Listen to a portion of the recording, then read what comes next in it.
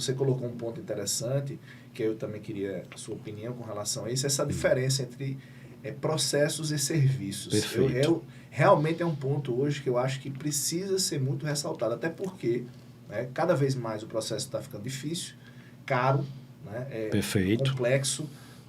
O próprio judiciário tem resistido a essa questão processual e cada vez mais a gente tem outras alternativas, outros métodos adequados de resoluções, outras soluções, outros serviços que muitas vezes não eram vistos. Né? A gente tinha uma visão tradicional do advogado, era processar. Processo. Hoje não, a gente sabe que tem muitos outros métodos, outras formas de resolver o problema, outras formas de atuar com o cliente preventivamente, de forma anterior, posterior.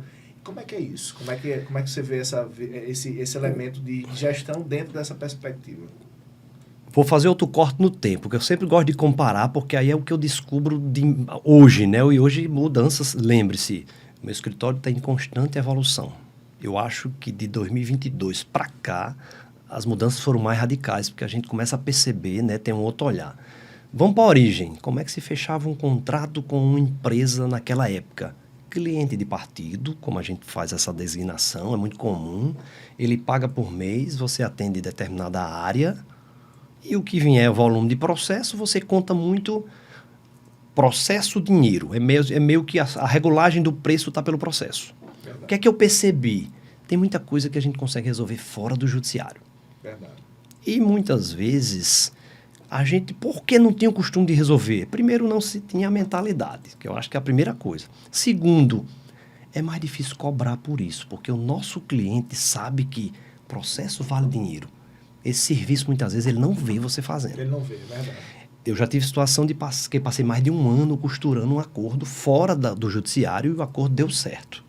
Deu mais trabalho do que muito processo. Se eu tivesse ajuizado no primeiro dia, certamente eu já tinha uma decisão de primeira instância, é possível. Eu tenho percepções hoje que muitas vezes responder um WhatsApp, a depender do problema que seja colocado pelo cliente, é mais difícil que a gente fazer uma petição inicial. Pronto. Esse é o ponto, porque você depende muito da interpretação do cliente, do que ele quer ouvir daquela hora, de que perguntas você vai fazer. Então, qual é a lógica de hoje, João Paulo? Eu acho que hoje precisa entrar.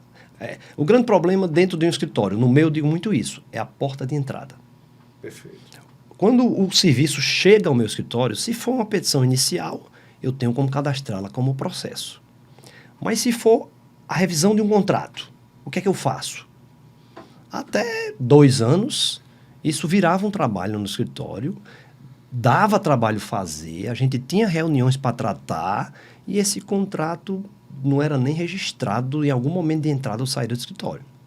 Agora não. No nosso ciclo de atendimento, chegou o contrato, vincula o cliente, remete para o advogado teoricamente responsável por fazê-lo e notifica o financeiro para saber se existe cobertura contratual desse serviço. Então, eu passei a considerar as demandas extraprocessuais como serviço. E aí foi nesse momento que eu descobri que tem muitos clientes que pagam por processo e ganham um serviço de graça.